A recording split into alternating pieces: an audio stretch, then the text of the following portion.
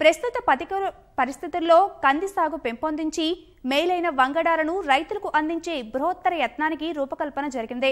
జయశంకర్ తెలంగాణ విశ్వవిద్యాలయం, ఇక్రిసాట్ భారత ప్రభుత్వం సంయుక్తంగా రూపొందించిన ఈ ప్రణాళికలో భాగంగా రైతులతో ప్రయోగాత్మకంగా సాగు చేయించారు.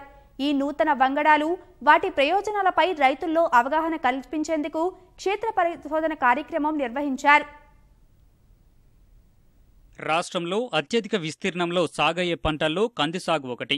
దాదాపు 3 లక్షల హెక్టార్లకు పైగా విస్తీర్ణంలో కందులు సాగవుతున్నాయి. ప్రధానంగా అత్యల్ప వర్షపాతం నమోదయ్యే ఉమ్మడి మహబూబ్ నగర్ జిల్లాలో కంది విస్తీర్ణం గణనీయంగా పెరుగుతుంది. పత్తి, మొక్కజొన్నల సాగుతో నష్టపోతున్న రైతులు కంది సాగు వైపు దృష్టి సారిస్తున్నారు. ఈ క్రమంలో జయశంకర్ తెలంగాణ విశ్వవిద్యాలయం, ఇక్రిసాట్ భారత్ ప్రభుత్వం సంయుక్తంగా రూపొందించిన ప్రయోగాత్మక కార్యక్రమంలో భాగంగా రైతులకు స్వయంగా కంది విత్తనాలు ఇచ్చి సాగు చేయిస్తున్నారు.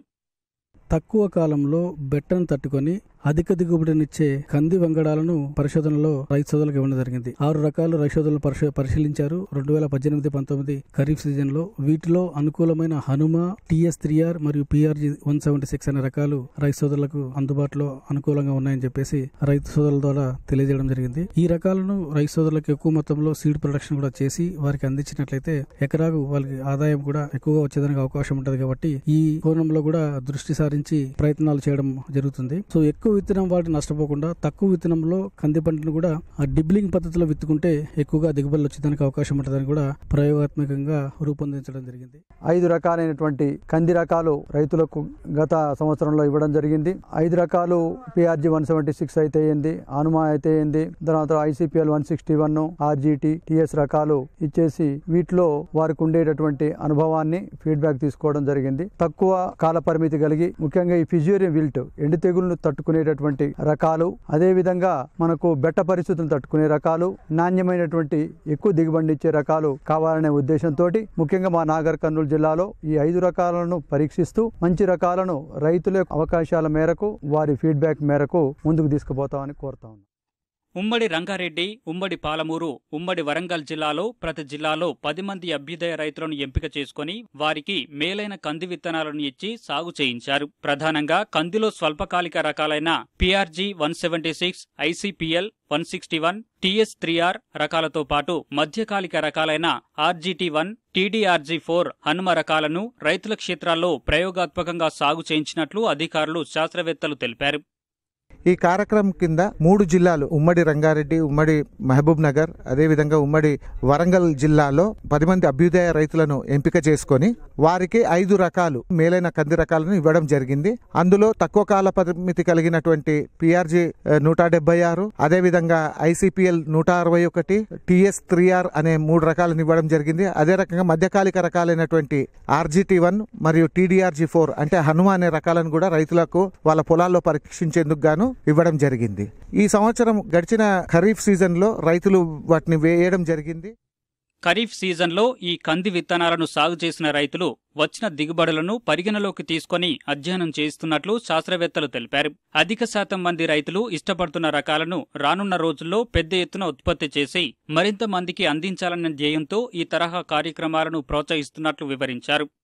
కందిలో రైతులకు ఇష్టమైనటువంటి రకాలను విత్తనోత్పత్తి చేయడం కొరకు రైతుల అభిప్రాయాలు సేకరించడం జరిగింది. సో ఈ కార్యక్రమంలో భాగంగా తాండూరు నుంచి శాస్త్రవేత్తలు ఇక్కడికి రావడం జరిగింది. తాండూరు నుంచి విడుదలైనటువంటి రకాలను మరియు పాలెము పరిశోధనా స్థానం నుంచి విడుదలైనటువంటి రకాలు, పటంచెరులో ఉన్నటువంటి ఇక్రిసాట్ నుంచి వచ్చినటువంటి రకాలను 5 రకాలను ఎంపిక చేసుకొని ఉమ్మడి మహబూబ్ నగర్ జిల్లాలో 10 మంది రైతులకు సాగులోకి ఇవ్వడం జరిగింది. సో రైతులు సాగు చేసిన తర్వాత రైతులకు ఇష్టమైనటువంటి గుణగణాలు ఏ రకంలో బాగున్నాయి, ముందు ఏ రకము ఒక విత్తనోత్పత్తి ఎక్కువగా చేయడానికి అవకాశం ఉంది అనే ఉద్దేశంతో ఈ కార్యక్రమం చేయడం జరిగింది.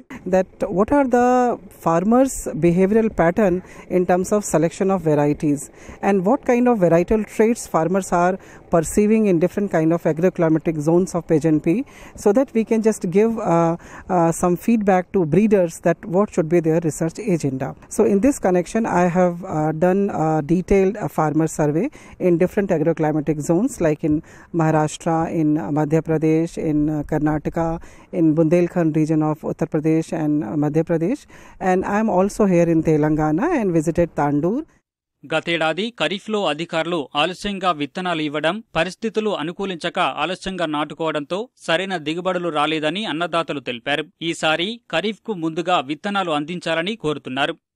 గవర్నమెంట్ నుండి మద్దతు ధర కావాలి. మాకు 4,000 3,000 సమస్య కాదు, మద్దతు ధర కావాలి. మాకేందంటే ఇప్పుడు పత్తి ఉంది, దానికి 7,000 8,000 వరకు రావాలి. ఈ వరి ఉంది 14,000-13,500 ఇస్తారు, దానికి ఇప్పుడు 2,000 2,500 వరకు వరికి రావాలి. మక్కలు ఉన్నది, మక్కలకు 2,500 వరకు రావాలి. కందులు పోయిన సంవత్సరం 2 సంవత్సరాల కింద 200 వరకు కూడా ఒక కిలో పప్పు అయింది. అప్పుడు అందరి రైతులందరినీ కూడా కందులేని చెప్పి రైతులకు ప్రోత్సహించారు. రైతులు అందరూ వేస్తే 35 రూపాయలు 40 రూపాయల కిలో కందులు పోయినాయి. అలాంటి పరిస్థితి కాకుండా రైతుకు ఫస్టే ఈ దానికి ఈ ధర ఉంటుంది, దానికి ఖచ్చితంగా ఉంటే దానికి రైతులు మాత్రం కంపల్సరీ వ్యవసాయం చేయడానికి ముందుకు వస్తారు. మేము ఇంతకు ముందు పత్తి మక్కలు వేస్తుంటే ఈసారి అగ్రికల్చర్ వాళ్ళు పిలిచి కందులు ఇచ్చిర్రు. కందులు వేసినాం సార్. వర్షం లేనందుకు పంట బాగా రాలే కానీ పర్లేదు. ఎకరాకు 3 క్వింటాల దాకా వచ్చింది. ఎత్తు చిన్నగా ఉన్నది. చిన్నగా ఉండడం వల్ల అడవి పందులు కూడా రాకుండా కనిపిస్తుంది కాబట్టి జర ఇబ్బంది లేకుండా ఉన్నది.